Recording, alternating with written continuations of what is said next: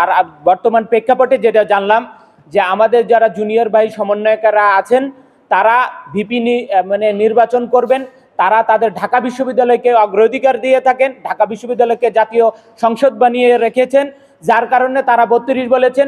তাদের ইগোতে শেখ হাসিনার মতন লাগে, যার কারণে তারা আমাদের এই দাবিটাকে রাখেন নাই। না হলে তারা 32 বলে কি করে, মানে তারা স্ট্যাটাস দেয় কি করে 32, এবং 32টাই বাস্তবায়ন হলো কি করে? বলল ডক্টর মোহাম্মদ ইউনূস স্যার বললেন ছাত্রদের সাথে কথা বলে এটা 32 দেওয়া হয়েছে। ছাত্রদের সাথে মানে কি জুনিয়র ছাত্রদের সাথে না, যারা ঝরে পড়েছে তাদের সাথে ঝরে পড়া তাদের সাথে কথা বলেছেন doctor Mohammad Muhit sir, Abdul Muhit sir কথা বলেছেন। ডক্টর মোহাম্মদ ইউনূস স্যার আমাদের সাথে কথা বলেন নাই।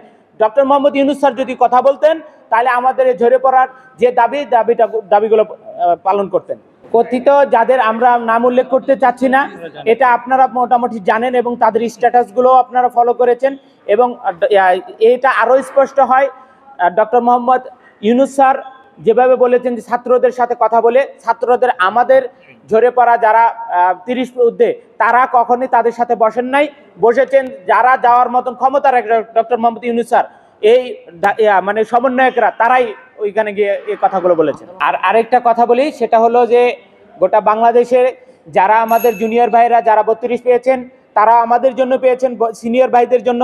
আপনাদেরকে ধর্ম নির্বিশেষে বলবো আপনারা অতি শীঘ্রই আমাদের সাথে যোগাযোগ করবেন, এবং 11 তারিখে আপনারা যে সুযোগ সুবিধাটা পেয়েছেন বড় ভাইদের দিকে তাকিয়ে হলো আপনারা সমাবেশে উপস্থিত হবেন, এবং আমরা এবার কঠোর থেকে কঠোরতর আন্দোলনে যাচ্ছি, কারণ উপায় নাই, আমাদের পেটে নাই ভাত, ঠিক আছে? তা আমরা কঠোর আন্দোলনে যাব। 35 নেওয়া পর্যন্ত আসলে এই আন্দোলনটা দীর্ঘদিন ধরে চলবে। আমরা হয়তো বা ছেড়ে যাব, আরেকটা দল আসবে, কোনো না কেউ এটাকে ধরবে। আমরা আমাদের জায়গাটা 11 তারিখে ফাইনাল রাখছি।